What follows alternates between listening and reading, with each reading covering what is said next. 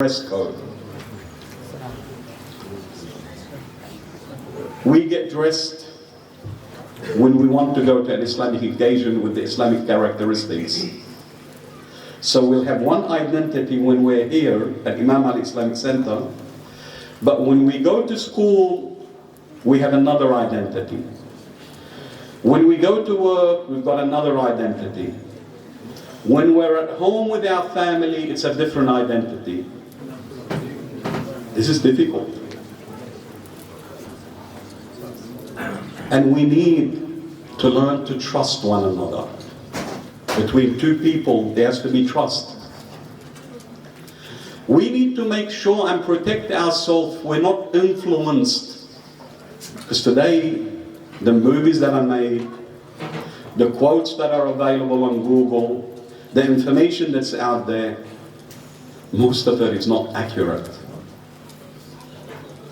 I sat down one day and I wanted to put together the understanding of love between people, or between a male and a female. What I started off with, I said love, true love is bonding motion. Because there has to be something that brings that oneness between you and that person. To start off with, you need to find out what is going to bond you, what is going to place you. And it has to be continuous. It can't be just, I feel like I want to practice and I want to be a true Muslim. But it's not continuous, it stops. So it has to be a bond in motion continuously. I need to become aware when I have that love in my life and I find that person, we need to make an agreement. We need to continue to endure to eliminate the difference. I might have a misunderstanding, she might have a misunderstanding. We need to put that aside. We need to find out where do we come and we join. How? What does Allah want from us? What did Ahlul Bayt teach us? That type of love. That's what will create that bond. Then, so the first, it really is my character and her character that we need to work on. So it becomes more one Islamic character. The second or the third part or the third requirement is striving, enduring, this is more difficult. Overcoming obstacles. What I mean by obstacles here in our journey in life, the sister could, she's a married lady, but she actually befriends somebody that's divorced. But she's not immune. The divorced lady begins to tell her why she got divorced. Then she says this is common because she didn't realize how to endure or to stay. Before she realizes it, she feels that the lady that got divorced made the correct stand. End in it. I've got news for you, brothers and sisters. There's no life. There's no perfect and life without endurance, without difficulties, without struggle, without miscommunication. We all make mistakes in one way or another. So love, till it becomes a bond and protects a family, we need to understand that there's a struggle. And the greater the struggle, the greater the reward. If we take a look at the life of Amir al-Mu'mineen and Fatima al-Zahra, they struggled in more than one way, materialistically, endurance with the community, etc. But they united in the love of Allah, and that's what gave them that strength. The Prophet Muhammad sallallahu alaihi wasallam and the love for Khadija, again, it was a bond in the way of Allah subhanahu wa ta'ala. That's what gave it the strength. So let us search. If we have not succeeded, let us begin by searching for our daughters and our sons the right person. My sisters, I say to you, arranged marriage. We shouldn't use the word arranged. What we need today is really a well-thought marriage, a well-researched marriage. We need to pray and ask Allah subhanahu wa ta'ala till we succeed in that. finding the right partner. Even if we need to travel to the moon, if there's someone there, we need to travel to the moon for that rightful person. Because it's the Muslim family, the Muslim entity. We need to have a common goal. We need to strive at least especially the importance of the role of the female in the home and the mother. We need to make it necessary that our daughters can memorize the Quran. One of the things that should be their success, to become familiar with the stories of the Quran and become familiar with the teachings of Ahlul Bayt and become familiar so she can pass it on to the children. This is the love that will build them, because we're planning. We need to understand how can we raise leaders. How can we raise responsible mothers? How can we raise families for the future? Wherever then the Muslim goes in the world, he's needed. He's depended upon. He's trusted. When we do that, Allah is going to give us the world. So the journey, it shouldn't be about building a house of this world. This should be secondary, not primary. It should be the house of the hereafter that we need to build with our partner. It should be, and I want to tell you something, brothers, please recalibrate your processor in your mind to seeing beauty. Because at the moment it's very much influenced by what the West, Hollywood, and what's being presented to you as beautiful. Beauty should come from akhlaq. Beauty should come from character. Beauty should come from the love of that lady for her creator. Beauty should come when you see your partner praying and they're dedicated and they are in a spiritual state. You see that beauty. The beauty of tolerance. And tell them about it. Because when you tell your partner you look beautiful when you're doing that, they will increase it. And the same way, sister, and you know, it doesn't matter, there's no one standard beauty. Because if her character, and she's the one that cares for you, and she's the one that respects you, and she's the one, cherish her, hold it. Do you know why? Because everything about her, everything, it doesn't matter then the color of her skin. It doesn't matter about her height. It doesn't matter. What will matter for you, when you see her, you know it's her. It's her beauty. She will become the most beautiful person to you. This is the journey of really finding the right partners. Having said that, and there's a reason, Amir al-Mu'mineen alayhi salam, when he was informed by the Prophet sallallahu alayhi wa alihi wa sallam what's going to occur in Karbala, and the Prophet sallallahu alayhi wa alihi wa sallam, when he was informed by Jibreel, and he realized what is going to happen to Imam al-Hussein alayhi salam, he cried. He cried tears of grief for the ummah that are going to make the mistake of taking the life of their Imam and their guide. And he cried out of pride, because he realized Imam al-Hussein is the most suitable person to sacrifice and to give what's needed. But this news with Amir al-Mu'mineen alayhi salam, and Fatima al-Zahra left this world, Amir al-Mu'mineen alayhi salam went to his brother Aqil. He said, "Oh Aqil, I want to find a lady in my life, but I have a purpose and a cause," and praying to Allah and asking Allah, he wanted the right person to come into his life. Why? He wanted sons that on the day of Karbala, they would be a support, brotherhood.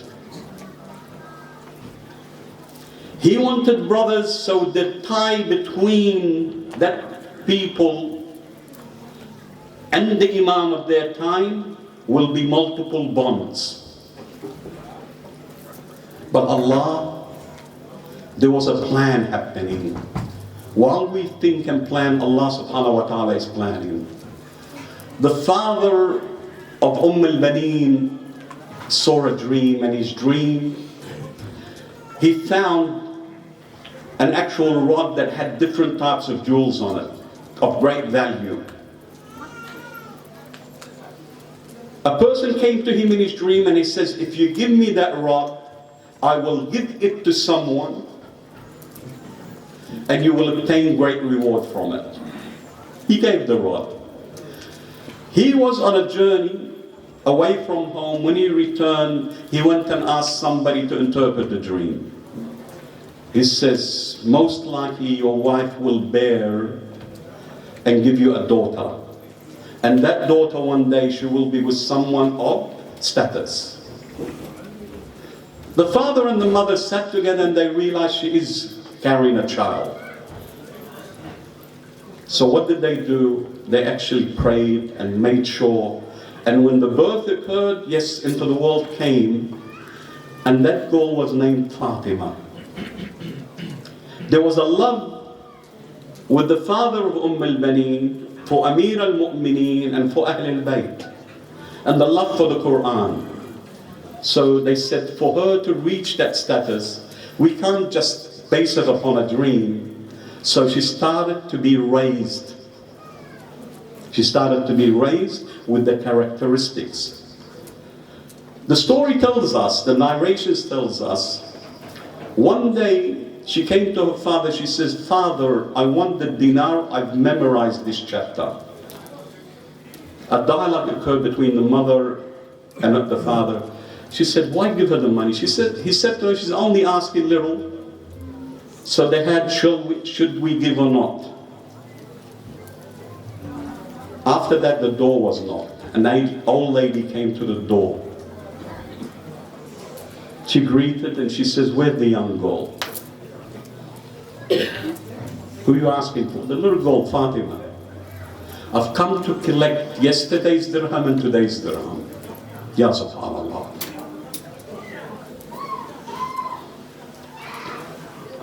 She learned charity from an early age. Then one day she saw a dream. The dream that she saw was she was in a green field during the day, but she could see the moon and she could see the stars. Then all of a sudden the moon came to her left and the 3 stars. She asked her mother, oh mother, does that relate to the dream of my father? The father was listening, he walked in and he said, yes, oh daughter, for Ali ibn Abi Talib alayhi salam sent Aqil to ask for your hand in marriage. Fatima accepted Ali and it was the greatest gift from Allah to her. But she was raised correctly. She was raised with honor. Then what happened is, before she entered the house, she asked Amir al-Mu'mineen, oh Ali, I want from you one thing. Never call me Fatima in front of Al-Hasan wal-Hussein and Zainab alayhum as-salam wa Kulthum. I don't want to be the one that will remind them of their mother that has left them.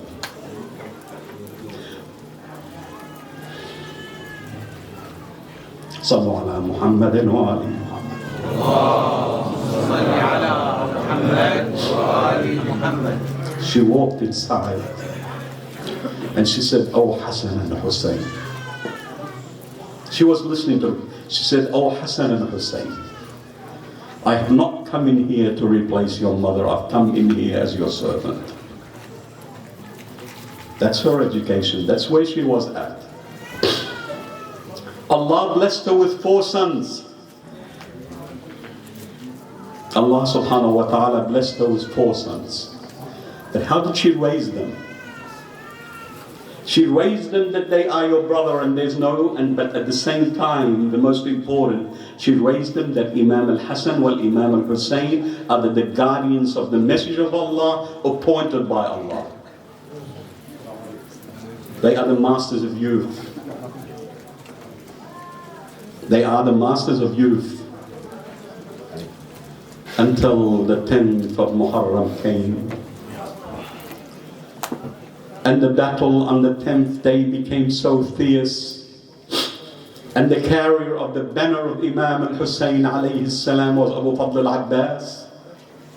Abu Fadl al-Abbas, Amir al-Mu'mineen, had left Zainab with his care and his trust. But when he saw the enemies coming closer and taking the lives of the companions, he went to his brother and his imam, asking from him permission to go to the battlefield.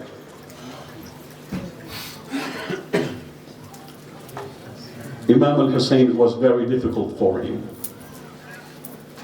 The difficulty, but the love for Abu Fadl al-Abbas, because the door, as I mentioned before, the greatest door of heaven of martyrdom was opened. Abu Fadl al-Abbas, striving, one of the narrations states, striving to want to obtain water. That day, because of the thirst, became so severe, especially on the young children. When he went, he reached the Euphrates. He fought like his father plus. Because the reason of Karbala, he really was the true son of Ali ibn Abi Talib alayhi salam in the battlefield. When he reached the water, when he reached the river, the nafs has desires. He was thirsty like the others. When he placed his hand, then he communicated with himself. No, I will not quench my thirst, and Imam al-Hussein is thirsty. I will not quench my thirst before Imam al-Hussein alayhi salam. And he returned with the water. He fought bravely. The enemy was not going to allow him. Stop him. Don't allow him to reach with the water to the camp. Do you know what they started to aim? They realized they didn't start to aim at Abu Fadl al-Abbas, but they wanted to try and obtain, or actually what he was carrying, the water. They attacked him severely. His hands were cut off.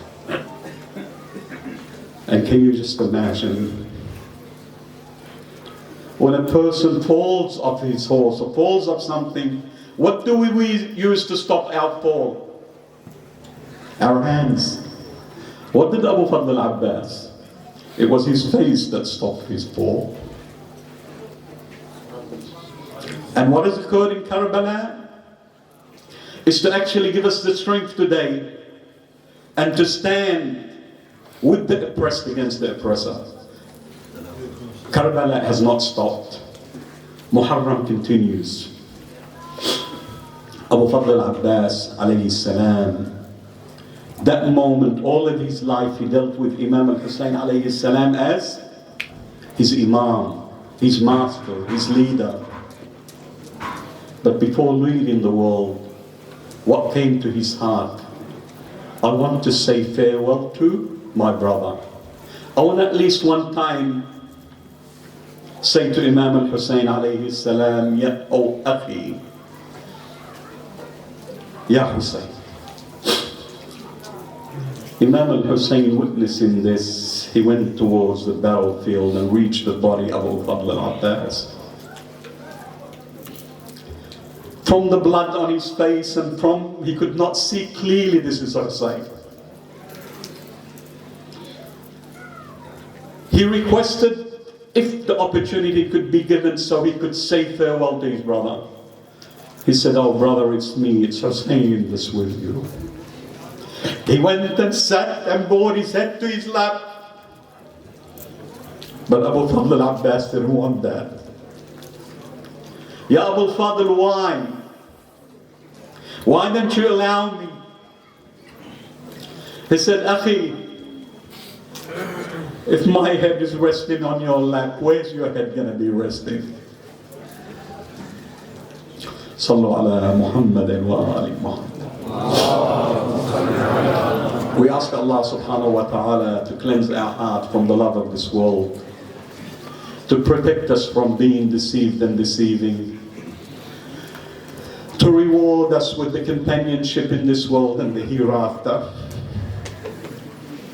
of the companions and those that love Allah, to unite as one with those that are striving for truth and honesty.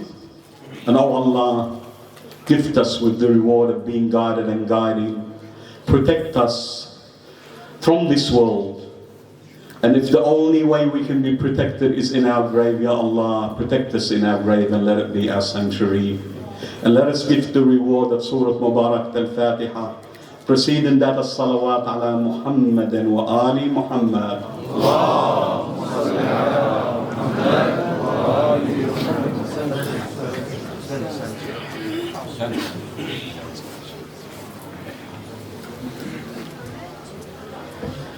أبا الفضل ما لي مغيث سواك، إذ الدهر في صرفه جعجع، دهيت بما عيل صبري به، فما لي أنادي ولن تسمع، قصدتك أشكو أذى الناظرين، وأرجو جلاء همال معا، وكيف يرد دعائي الإله وقد جئته فيك مستشفعا. نصل الآن إلى المجلس الحسيني ومع سماحة السيد عبد الرزاق البحراني نستقبله محفوفا بالصلاة على محمد وآل محمد. اللهم صل على محمد وآل محمد. أطرافكم بذكر الصلاة على محمد وآل محمد. اللهم صل على محمد وآل محمد. على حب النبي وآله الأطهار الثانية. اللهم صل على محمد وآل محمد. على حب قمر العشيرة أبي الفضل العباس الثالثة بأعلى أصواتكم. اللهم صل على محمد وآل محمد. أعوذ بالله من الشيطان الرجيم. بسم الله الرحمن الرحيم. وبه نستعين، والحمد لله رب العالمين، وصلى الله على سيدنا ونبينا محمد وآله الطاهرين.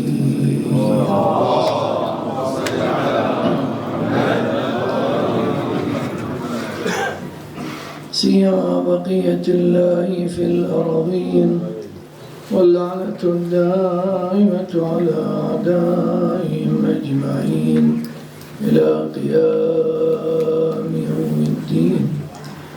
صلى الله عليك يا سيدي ويا مولاي يا رسول الله. صلى الله عليك وعلى آلك المعصومين المظلومين. صلى الله عليك يا مولاي وابن مولاي يا أبا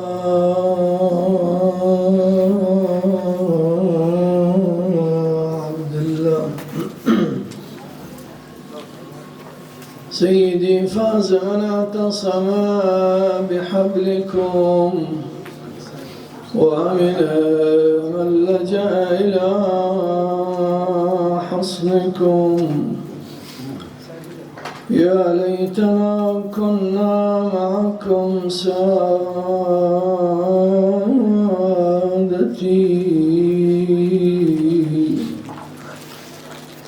فنفوز فوزا عظيما.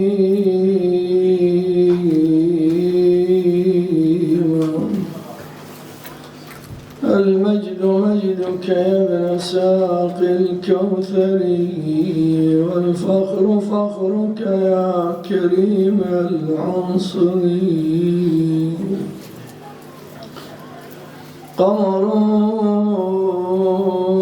به القمر المنير تلالت أنواره وبدا بوجه النير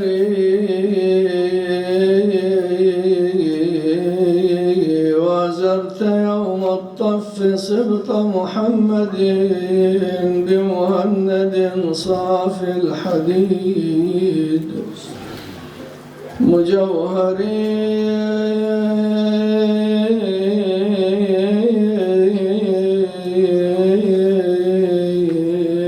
وملكت بالسيف الشريعة وانتحى وملكت بالسيف الشريعة وانتحى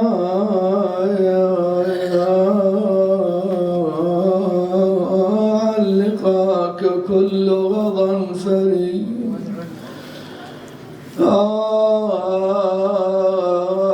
فأبيت شرب الماء وابن محمد يا أبا عبد الله فأبيت شرب الماء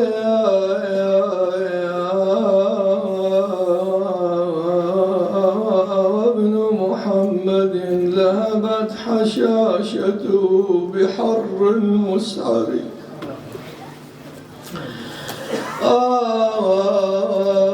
لكن حملت الماء تضرب دونه بالسيف لم تملل ولم تتضجري.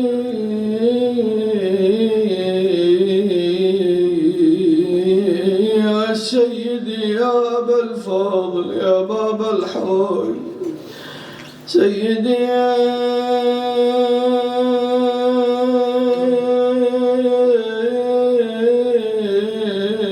أبكيك مقطوع اليدين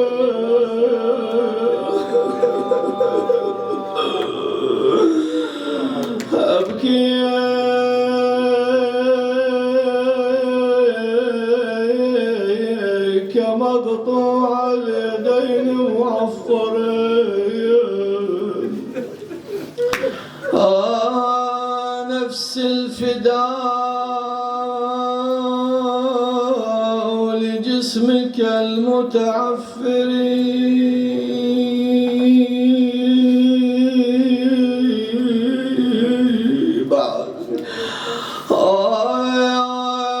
ولرأسك المضغوط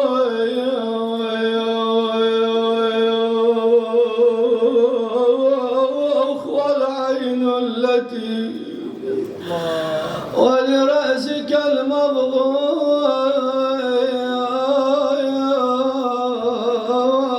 والعين التي انطفأت بسهم في الجهاد مقدري.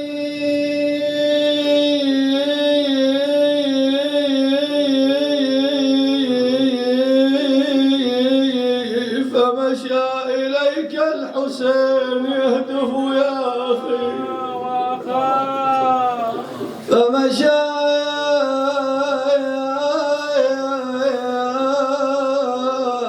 إليك الحسين يهتف يا أخي يبقتني